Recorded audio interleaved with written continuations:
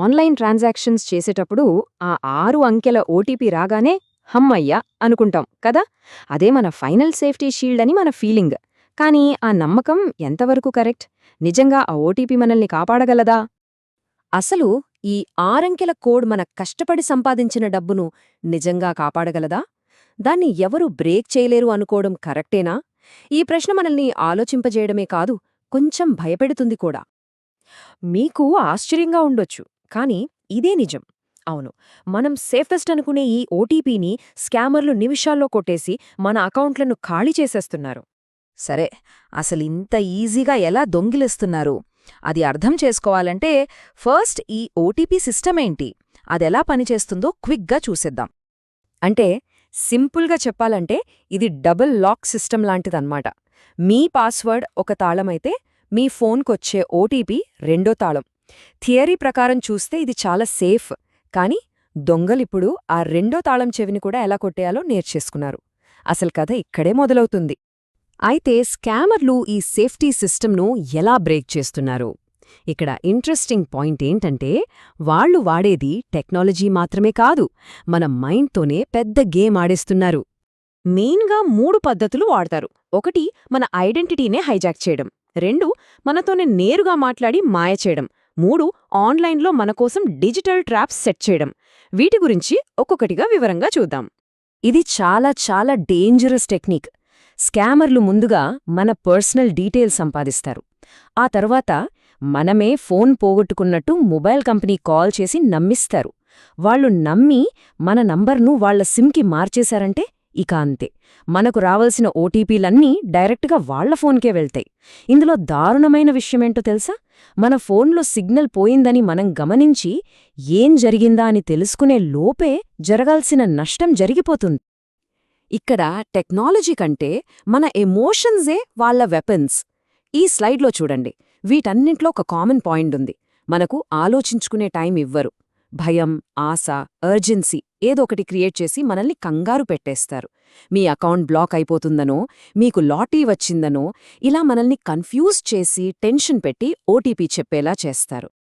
ఈ ఒక్క మాట వినగానే చాలామంది నిజమే అనుకుంటారు. కాని ఒక్క విషయం బలంగా బండ గుర్తులా పెట్టుకోవాలి. ఏ బ్యాంక్ గానీ, ఏ నిజమైన కంపెనీ గానీ మిమ్మల్ని ఫోన్లో ఓటీపీ చెప్పమని అస్సలడగదు. అలా అడిగారంటే దాని అర్థం మన డబ్బుని మన చేతుల్తోనే దొంగలకిస్తున్నామని. ఇక మూడో పద్ధతి డిజిటల్ వల పన్నడం. మనకు ఎస్ఎంఎస్లు, ఈమెయిల్సు వస్తుంటాయి కదా, అందులో లింక్స్ ఉంటాయి. దాన్ని క్లిక్ చేస్తే అచ్చం ఒరిజినల్ వెబ్సైట్ లాగే కనిపించే ఒక డూప్లికేట్ సైట్ ఓపెన్ అవుతుంది.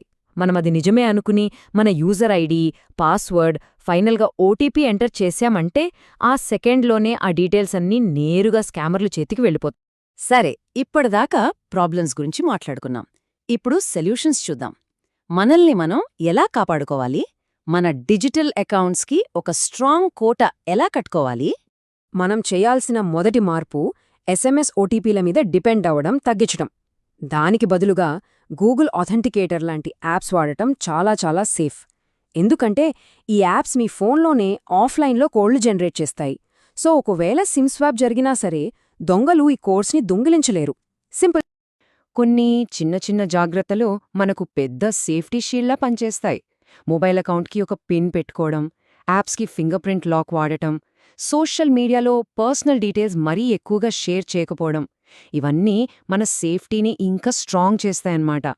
ఎవరైనా ఫోన్ చేసి కంగారు పెట్టాలని చూస్తే ఒక్క క్షణం ఆగండి, ఆలోచించండి.